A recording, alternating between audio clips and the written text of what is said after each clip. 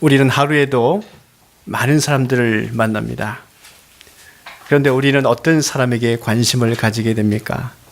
좋은 관점을 가지고 있는 사람에게 관심을 가지게 됩니다. 좋은 생각, 좋은 가치관, 그리고 좋은 관점을 가지고 있는 사람들을 보게 되면 그 사람에게 또 무슨 장점이 또 있을까?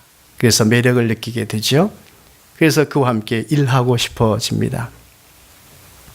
하나님은 우리를 어떤 사람으로 만드셨습니까? 하나님의 목적 안에서 좋은 관점을 가지고 살라고 만드셨습니다. 그런데 죄의 권세는 이 아담의 관점을 부정적으로 만들었습니다. 여기에 비크가 있고 거기에 물이 담겨져 있다고 해보십시다. 물이 반이 있습니다. 어떤 사람은 그 비키를 보고 물이 반밖에 남지 않았네, 그렇게 말하는 사람이 있습니다. 또 어떤 사람은 아직 물이 반이나 남았네 라고 말하는 사람이 있어요. 누가 더 좋은 삶을 살겠습니까? 민수기 14장 말씀을 보게 되면은 가나안 땅을 앞두고 있는데 두 부류의 사람으로 나눠지게 되는 것을 보게 됩니다. 원망하는 사람과 좋은 관점을 가진 사람들로 나눠지게 되지요. 누가 가나안 땅에 들어갔습니까? 우리가 정탐한 땅은 심히 아름다운 땅이라 여호와께서 우리를 기뻐하시면 우리를 그 땅으로 인도하여 들이시고 그 땅을 우리에게 주시리라. 이 여호와의 약속을 믿고 좋은 관점을 가진 사람들은 가나안 땅에 들어갔습니다. 어느 신발 회사에서 아프리카에 두 직원을 보냈습니다. 두 직원이 돌아왔어요. 한 사람은 우리 회사는 절대로 신발을 팔 수 없습니다. 거기엔 아무도 신발을 신는 사람이 없기 때문입니다. 다 맨발로 다닙니다. 이렇게 부정적인 보고를 한 직원이 했습니다. 그런데 한 직원은 아닙니다. 아무도 신발을 신지 않기 때문에 우리가 그들에게 다 신발을 신겨줄 수 있습니다. 누가 칭찬받았겠습니까? 후자입니다. 저는 이 일화를 곰곰이 생각해 보았습니다. 이 두 사람의 차이점은 무엇일까? 그것은 어떤 관점에서 바라보았느냐에 따라서 차이점이 났다고 생각해 보았습니다. 전자는 자신의 입장에서 생각하지 않았겠습니까?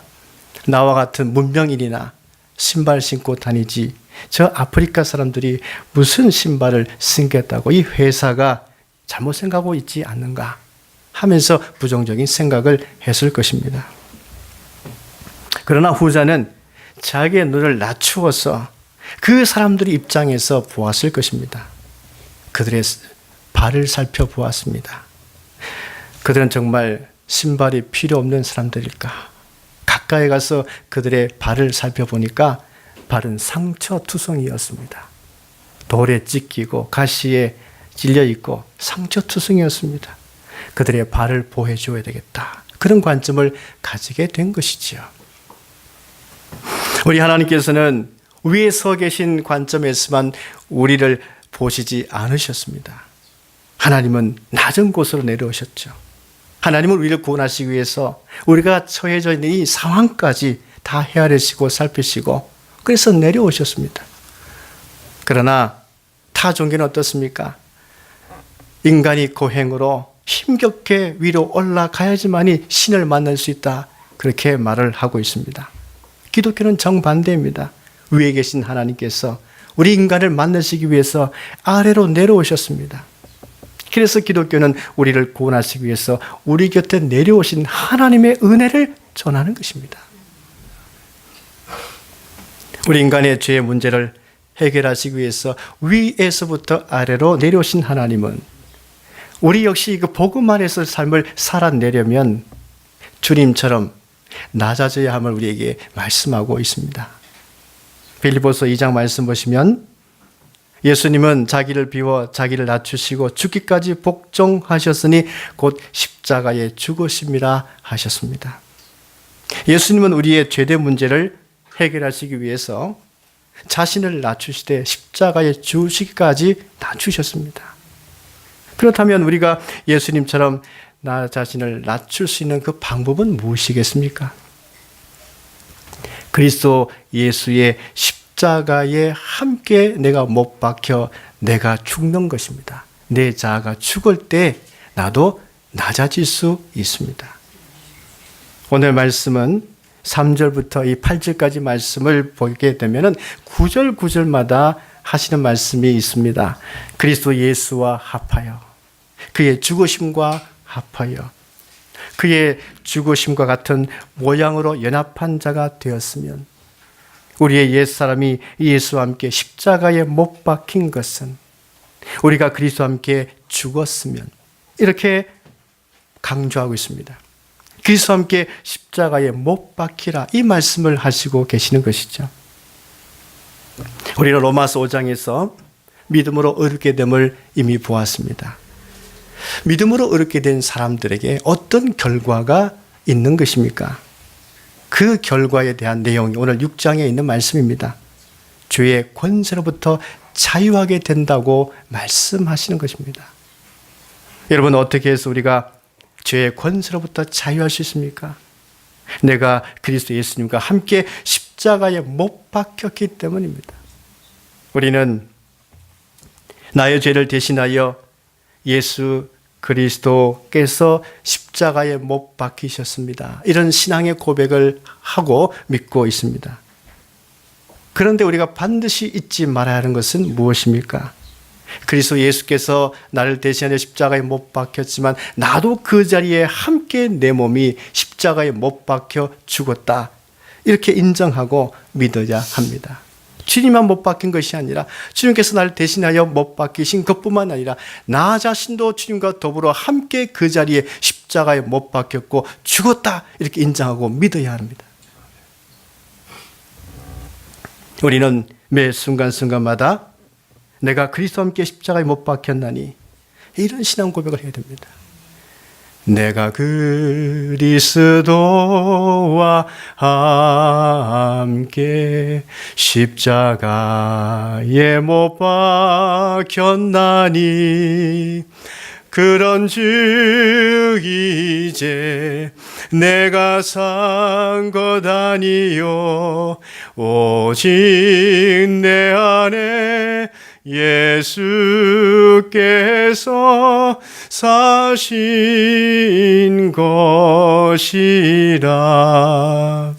이제 내가 육체 가운데 사는 것은 나를 사랑하사 자기 몸 버리신 예수 위에 산 것이라. 아멘. 내가 그리스도와 함께 십자가에 못 박혀 죽지 않으면 내가 다른 사람들 앞에 나의 옳음의 입장을 주장하고 판단하려고 하다가 결국은 하나님까지 등지게 될 때가 있습니다. 왜냐하면 우리는 아직 이 땅에 살면서 육을 입고 살기 때문이지요. 육을 입고 살기 때문에 육을 입고 있는 이상 내 안에 육의 마음을 따르려고 하는 성향이 남아 있습니다. 이 육의 마음은 하나님의 뜻을 거스르는 것입니다. 만약에 하나님의 뜻을 거스르려고 하는 이 육의 마음의 성향을 약화시키지 아니하면 우리는 사욕대로 살아갈 수밖에 없습니다. 사욕은 무엇일까요? 사람의 방법대로 살아가고 사람의 방법대로 싸우는 것을 말합니다. 사람의 방법대로 살게 되면 하나님의 방법과 다른 길로 갈 수밖에 없습니다. 사람의 길은 어떤 길일까요? 잠언의 말씀을 보게 되면 잠언 16장 25절에 이렇게 기록하고 있습니다. 어떤 길은 사람이 보기에 바르나 필경은 사망의 길이니라. 사람이 보기에 너무 옳다고 생각되어지고 그래서 그걸 주장하고 강포하게 다툼을 일으키며 주장하지만 결국은 그것이 사망의 길로 들어설 수 있음을 말씀하고 있습니다. 우리의 마음을 다스려야 하는데 우리의 마음을 다스릴 수 있는 그 비결은 무엇입니까? 하나님의 방법을 따르는 데 있습니다. 사람의 행위가 자기 보기에는 모두 깨끗하여도 여호와는 심령을 감찰하신다 말씀하고 있지 않습니까? 그러므로 내가 스스로 옳다 생각하고만 살지 않아야 될 것이며 내 모든 행사를 여호와께 맡기며 살아야 됩니다. 그럴 때 우리 하나님께서 우리 마음의 경량함을 이루신다고 말씀하고 있지 않습니까? 잠언 19장 20절에 너는 권고를 들으며 훈계를 받으라. 그리하면 내가 필경은 지혜롭게 되리라. 하나님이 말씀하셨습니다. 우리가 하나님의 지혜를 듣고 하나님의 방법의 길로 가려면 나를 그리스도 예수 십자가에 함께 못 박혀 있어야 하고 내가 죽어 있어야 됩니다.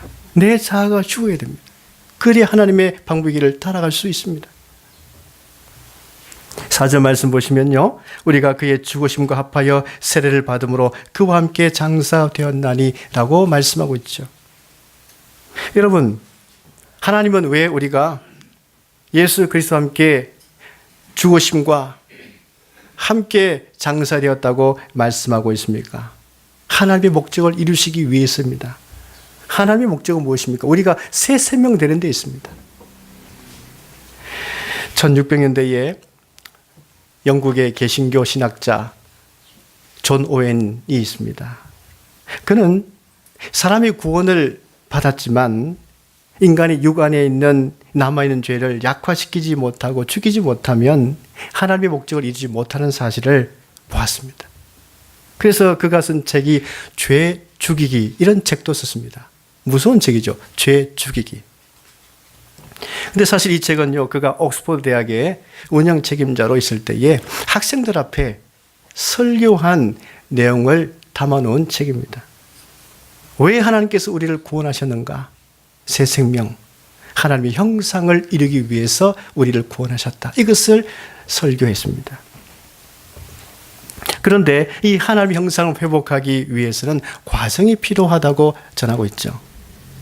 그래서 예수님을 믿는데도 불구하고 아직도 그의 삶에 있어서 육의 지배를 받는 것을 본다면 그는 아직 과정 중에 있다고 보아야 한다고 얘기했습니다. 여러분, 이스라엘이 출애굽한 다음에 홍해를 건넜지만 육의 지배를 받는 것은 쉽게 사라지지 않지 않았습니까? 원망했습니다. 때로는 하나님께도 시험까지 했습니다. 죄된 본성을 약화시키기 위해서는 그래서 이 40년이라고 하는 긴 광야 시간이 필요하지 않았습니까? 누구든지 광야 시간이 필요한 것이죠. 여러분, 하나님의 목적은 우리가 하나님께 대하여 사는 것인데 바로 하나님의 형상을 회복하는 데 있습니다. 그런데 가장 큰 방해 요소가 무엇일까요? 바로 이 죄된 성량이라고 전하고 있는 것이지요. 하나님의 뜻을 거스르는 이 죄된 성령을 죽게 하는데 어떻게 죽일 수 있을까요? 그리스도 예수님 십자가에 연합하여 내가 함께 못 박혀 죽어 있을 때에 죄의 성량을 약화시킬 수 있고 죽일 수 있다고 전하고 있는 것이죠. 그렇지 않으면 계속 이 죄가 작동해서 이 죄가 작동하다 보면 이 죄는 하나님을 대적하게 됩니다. 처음에는 모든 길을 하나님의 은혜로 받아들였습니다. 근데 점점 시간이 지나면서 세상에 미련이 생기고 그래서 불만이 생기기도 하죠. 왜 이렇게 변질될까요? 그 사람이 달라졌기 때문일까요? 아닙니다. 내 안에 죄가 작동하도록 내버려 두었기 때문인 것이죠. 하나님을 대적하고자 하는 그 육의 마음을 작동하도록 그냥 버려두었기 때문에 그런 문제가 생기는 것입니다. 그럼 우리는 항상 이 사실을 알고 내 안에 남아있는 죄를 약화시키고 주기 위해서 그리스도이신 예수 그리스도의 십자가에 내가 못 박혀 죽어 있어야 하는 것이죠. 우리가 처음 예수님을 만나고 믿게 되었을 때는 어떤 은혜를 받았습니까? 하나님의 은혜에 감격했고 그 하나님의 은혜가 내 속에 가득 채워져 있었습니다. 성령을 통해서 부어지는 하나님의 사랑으로 채워져 있었습니다. 하나님의 사랑이 내 안에 내주해 있었어요. 그래서 모든 것이 다 좋아 보였습니다. 사람을 보아도 좋아 보였고 내가 다니는 직장도 좋아 보였고 하나님 만드신 이 피조된 모든 세상을 볼 때 정말 아름답다고 다 생각했습니다.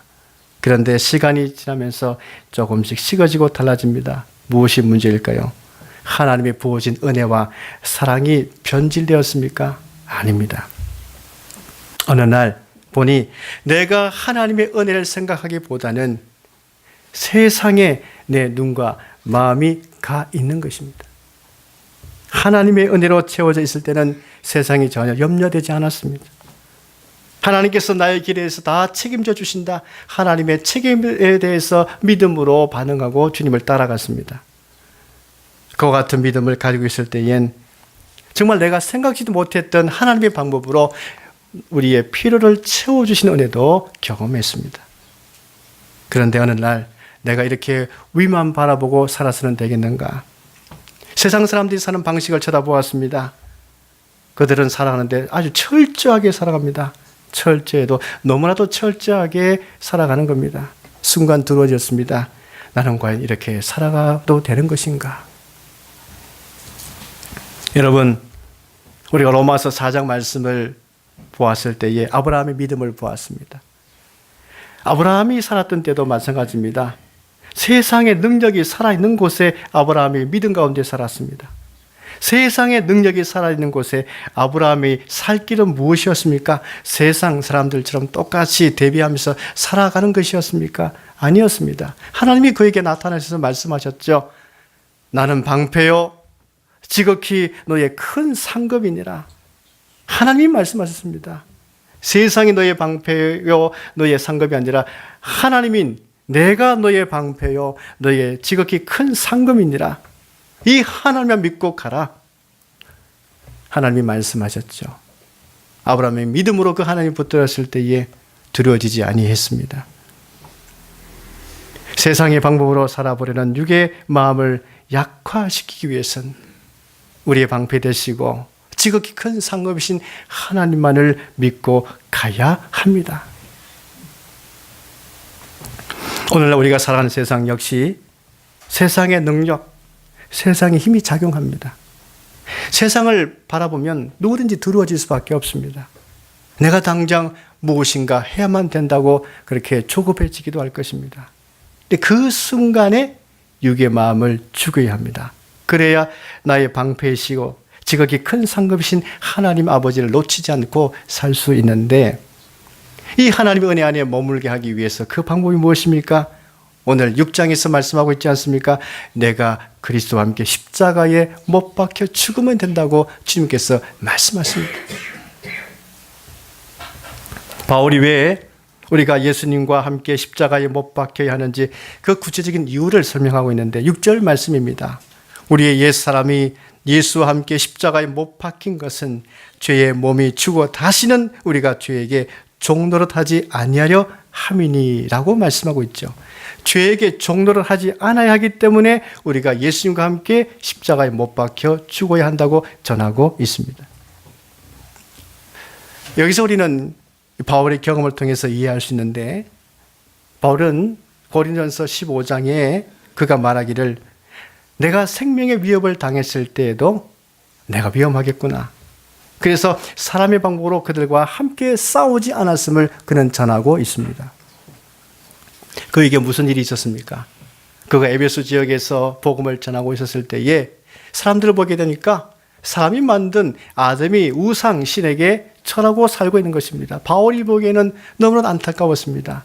그것은 사람이 만든 것이요 참 신이 아니다. 그래서 복음을 전했습니다. 사람들이 바울이 전한 복음을 듣고 하나님께로 돌아오게 됩니다. 그러자 아담의 신상을 만드는 그 우상 장수에게는 영업에 문제가 생겼습니다. 소동을 일으켰습니다. 바울을 잡아야 되겠다. 바울을 따르는 사람들을 잡아야 되겠다. 그래서 일제히 사람들을 소동시켜서 바울을 따르는 사람들을 잡았습니다. 바울이 그 모습 보고 흥분되었습니다. 내가 전하는 것은 비진리가 아니요 사람들을 사망의 길로 인도하는 것도 아니요 생명의 복음을 전하는 것인데 참 하나님을 전하는 것인데 하면서 흥분되어서 바울도 그들과 논쟁할 뻔했습니다. 그런데 바울의 제자들이 말렸습니다. 바울 선생님 그렇게 하지 마십시오. 바울은 그 순간 절제했습니다. 그래서 바울이 고백하는 말씀이 무엇입니까? 나는 사람의 방법으로 맹수들과 혈기로 싸우지 않았다. 나는 날마다 죽노라. 이렇게 바울은 고백했어요. 예수님의 십자가 죽으심과 부활을 전하는 자는 이렇게 날마다 자기 자아가 십자가에 죽어 있어야 됩니다. 복음을 전하는 사람들, 하나님의 은혜를 전하는 사람들, 이 생명을 전하는 사람들은 항상 십자가에 내 몸이 박혀서 죽어 있어야지만이, 내 자아가 죽어 있어야지만이 세상에 진정한 복음을 전할 수 있습니다. 내 마음을 낮추고 참아야지 복음을 전할 수 있습니다. 그렇지 않고 만약 육이 살아서 흥분하게 되고 같이 싸우게 되면 우리는 죄의 종노릇밖에 되지 않기 때문입니다. 그럼 복음이 전파되지 못합니다. 1949년 8월 5일에 미국의 몬타나주 국립공원에 산불이 났습니다. 여러분, 산불이 나게 되면 소방대원들이 일제에 가서 불을 꺼야만 됩니다. 이때의 소방대장이 누구였냐면 로버트 와그너 닷지라는 사람이었어요. 여러분, 산에 불이 나게 되면 무조건 덤비다가는 화를 입게 됐죠. 바람의 방향을 잘 봐야 됩니다. 바람의 방향이 소방대원들에게 불을 쏘기 때문이죠. 그러면 그 순간에 소방대원들도 불에 타 죽게 됩니다. 바람의 방향이 갑자기 그 소방대원들에게 막 불어닥치는 거예요. 이 소방대장 로버트 와그너 닷지는 가만히 생각해 보니까 이러다 다 죽겠구나. 그래서 그가 명령합니다. 도망가지 말고 그 자리에 바짝 엎드리라 명령합니다.